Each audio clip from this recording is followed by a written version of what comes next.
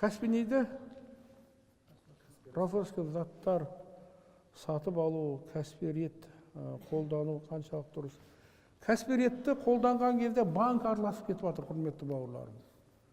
Соны қолданбаған жөн. Кәсіпкерліктің рассрочкасы банкы араласпастан тіке азыр мынау телефондар сатып жатыр ғой, жаңа неде тікелей. Жаңағы кисель компаниясы кейін не бар жаңағы? Актив. Өздері банкы араласпастан телефонды сататын болса, такситпенен ол болады. Банк араласқан екен уже проблема болады. Оның бәрін әлі біз жазып қойып отыр, оны әлі фатуа шыққан жоқ. Мынау сауда, исламда 5 түрлі сауда болады ғой. Бай уадаи дейді. Мынау $100 алған нәрсе ақша керек болды, $80 сатасыз. Ол мақыл дейді. Уалия дейді. $100 алған нәрсені $100 сатасыз. Оны да мақыл дейді. Мураббах дейді. $100 алған нәрсені $120 сатасыз. Өзіңіз айтасыз. Мен $20 қосып жатырмын дейсіз. Ол болады. Төртінші таксит дейді. Мынаны наличке берсең $100 берем, бөліп берсең $200 дейді. Бұл шариғатта бар. Кредит дейсіңдер ғой. Бірақ пениясы болмау керек, бауырлар. Мақыл ма? Пениясы. Ол шариғатта бар. Оны байу таксит дейді, фиқта, байу таксит дейді. Бөліп беру. Мусауама дейді, саудаласу. $100 алған нәрсе мүмкін $1000 сатасың сен.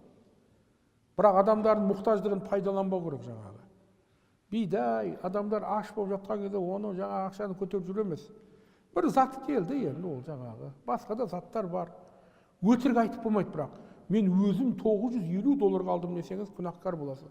Құдай көріп тұр десеңіз діннен де шығып қаласыз жаңағы. Сондықтан сауданы қыларда жақсылап тұрып оқу.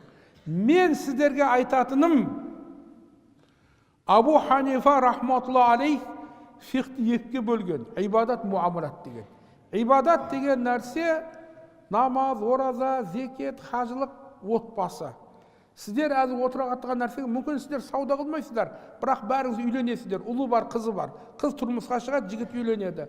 Сіздер мынау ақиданы жақсылап тұрып, ақылақты, ибадатты, мұнакихатты жақсылаптыларға сабақ бер, мақұл ба?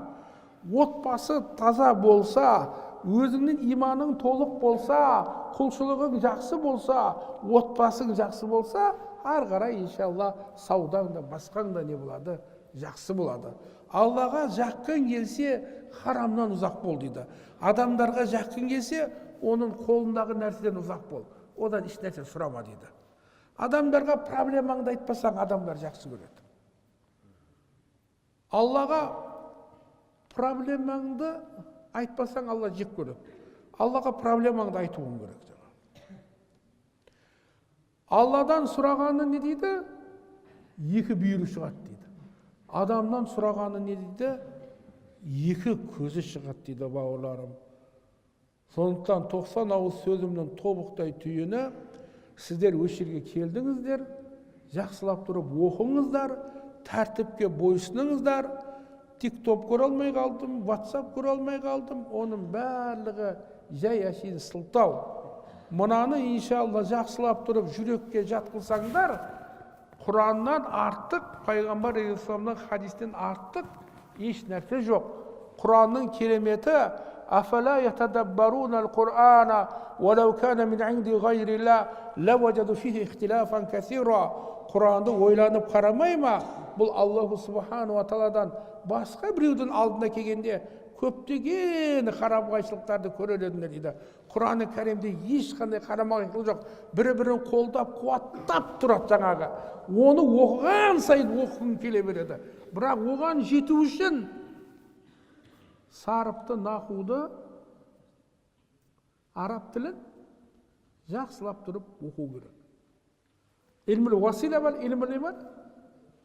Ғая.